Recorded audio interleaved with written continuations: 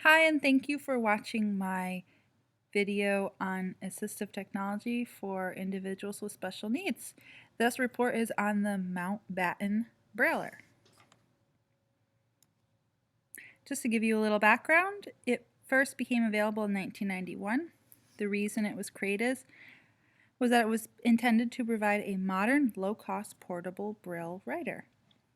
The low cost is reflected around $3,000, $5,000 on the high end, which isn't really low cost, but once I explain all of the features, you will see that the cost really reflects a lot of assistive technology. This is useful for literacy and math, I will explain that, and it is appropriate for a wide age range from pre-K through adult. And if anyone was wondering, the Mountbatten Brailler is named after Lord Mountbatten, who left in his will money to fund a technology of this type to be created for individuals with special needs. So why don't we take a look at the physical features of the Mountbatten Brailler, starting from the top left and going clockwise. So our diagram here says that we have automatic formatting to help center the text. The next arrow is pointing to the type of paper, and regular copy paper is able to be used in the Mountbatten Brailler without any holes. Some feedback on the Mountbatten Brailler said that the paper is hard to load, but I would suggest just using a little bit of practice before you were to instruct your student or your child. The next arrow is where you would plug in the QWERTY keyboard, and the content that you type into the keyboard will show up as Braille. So that's very efficient. The next arrow is pointing to the internal battery. Obviously can still run if it's plugged in, but the Mountbatten Pro review said that the battery lasts 20 hours. Next arrow is pointing to the USB connection. You can plug it into the computer and use any software and applications with that.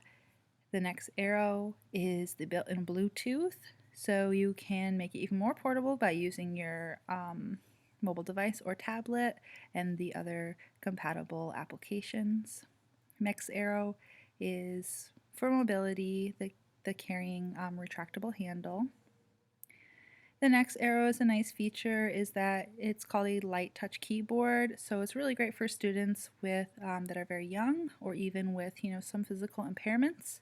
There is a feature to the Mountbatten Brailler that allows it to be set for one-handed typers, so other physical impairments can still certainly be able to use the Mountbatten Brailler. Next we have a place to store files, very handy. And last there is the feature of hearing what you're brailing. So as you type a Braille letter, it will repeat it back to you. And all sound controls are adjustable. Let's take a look at this video that gives just a brief overview of the keyboard. Round blue keys with a smooth recessed top, tab on the left and back tab on the right. The 6 Braille keys arranged in a slight curve are oval, black and smooth with a ridge. Right in the center of the keyboard you will find the round blue command key. On either side of the Braille keys you have the backspace key on the left and the enter key on the right. Both of them have the same shape as the Braille keys. What differentiates them is that they have a ridged top. At the bottom in the center of the keyboard, right under your thumbs, you have the new line key on the left and space on the right. These last 2 keys are nearly rectangular in shape, with rounded right and left ends and flat tops. So as you can see, that's just an overview of the keyboard. There are a lot of commands on the keyboard that can allow you to go into some really interesting things. You will see that in an upcoming video. Now we'll take a look at a very young student who is typing into the Braille Mountbatten Brailler.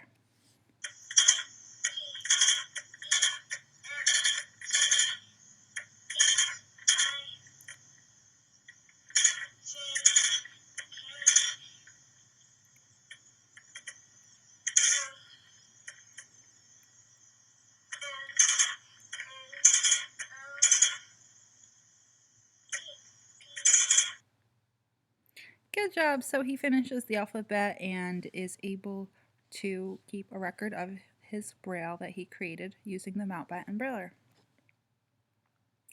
Here we're going to learn about the Bluetooth technology and how it's compatible with a mobile device.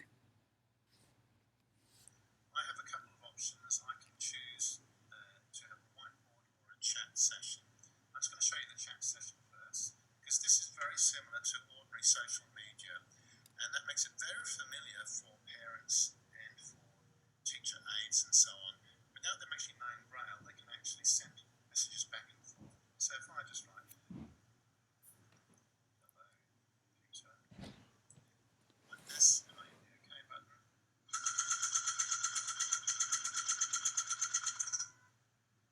it will type hello Peter on the mountbatten. And for those of you that can read Braille, you'll notice that it's actually going in grade 2 Braille with contractions. Okay, so he mentioned contractions at the end, which is an adaptable feature on the mountbatten brailler. You can adjust it to level, so for the early learners, they can learn just the first set of contractions, which is really great because they won't be overwhelmed by the amount of contractions there are to braille. So, opportunities for scaffolding. Let's look at another one where he talks about more Bluetooth technology. Another feature that's very, very useful is called the whiteboard. Now, what this means is that you can type word for word and it will be instantly typed up here. But you can also paste into the whiteboard, perhaps from the internet or from a word processor, into the whiteboard area and then have it embossed straight away on the mountbatten. So you can imagine that simple spelling lists and so on could be written on here, embossed on the mountbatten. The child could read it. The child could also put answers back in Braille here, and they would come back on the whiteboard so that the teacher aide or the parent could see how they're progressing with their assignment. Let's just do that now. So teachers are able to monitor and give feedback immediately to students who are learning with the mountbatten brailler. Let's take a look at this interesting and surprising ability of the mountbatten brailler. It's a great little train to involve kids. This has two music modes. And one music mode is simply you can play this like a piano.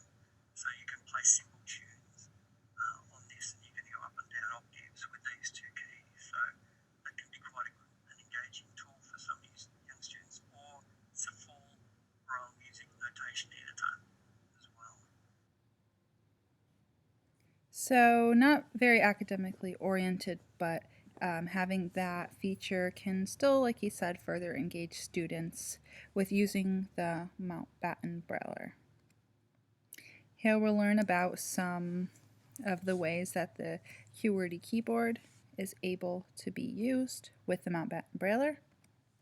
It's a similar program. It's not touchscreen. It's something that was written for the mountbatten, and what it does is it translates text into Braille, and that can be very useful in a high school or primary, for example, to simply translate text that you might type. So as an example of this, I've got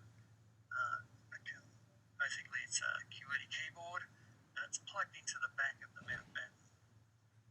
And in doing this, I can now just type on this.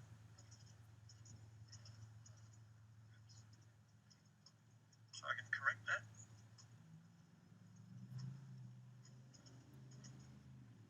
So by simply typing here, I can then produce that in Braille on my page immediately. So as you can imagine, with the addition of a musical app, there are just a plethora of features with the mountbatten braille. You can actually make corrections to the braille dots, so that's a wonderful feature as well. Some teacher reviews from a 3-year study with a variety of students with special needs found that the teachers reported the speech feature for reinforcing students who benefited from multi-sensory feedback was good, especially students with multiple disabilities may have visual impairments as well as ADHD. Another reason is that it facilitates editing on the spot, which is good for error correction, right? We want our students to be able to have multiple learning trials, learning the correct procedures. Another reason is immediate written communication with classmates. So the social level of learning is that they are able to communicate with peers more effectively. Another reason was the backward translation feature made a very inclusive experience for the students. It's very inclusive all around with technology as well as in the classroom. Another reason is that it encourages the classroom teacher to become more involved with the child's instructional program, and this is very important because teachers aren't limited to what's available to the student. There are a lot of ways through the Mountbatten keyboard to create content that is specific for the learning of that student at that time. And another reason is that the structure of the keyboard is simple and easy to use. There is a learning mode as well as an advanced mode, so early learners can start out in a more simple fashion. This is just a very small list of the features. The list would go on and on, but just a few main things is that there is a built-in Bluetooth technology. It uses regular copy paper and Braille heavy paper. It even can write on some types of plastic. The multi-streak feature is available depending on what type of paper you're writing on, and it won't poke holes into regular copy paper. The volume levels of speech are adjustable, so that is very handy when being in the classroom and not wanting to create distractible noise for the student. The keyboard commands for margins, alignments, etc. There are several keyboard commands that do a variety of things with the Mountbatten Brailler. And then you have the speech feedback. That's especially important for students with special needs, just to receive that additional input and stay on task with what they are learning. So just to recap and reiterate the benefits to the learners with special needs is that an important thing is it increases independence and access to technologies such as the tablets and smartphones, so it's really inclusive there. It helps to increase Braille literacy. Another reason it is good for early learners because of the light touch, right? They don't have maybe the strength behind their fingertips, but the light touch keyboard allows the young learners to still be successful, and as well it has adaptations for one-handed keyboards for those individuals who have additional physical impairments. Another benefit to learners with special needs is that it's quieter than a Perkins Brailler, so it can be used in classrooms without much disturbance. This allows for a very inclusive environment for those learners with special needs, so they aren't feeling stigmatized, and they can be involved as much as possible with their peers in the general education. And as far as them learning the content, they can typically braille faster and for longer periods, so they're spending more time engaged with the materials. And I would invite any comments or questions if you have any about my video. Thank you for watching.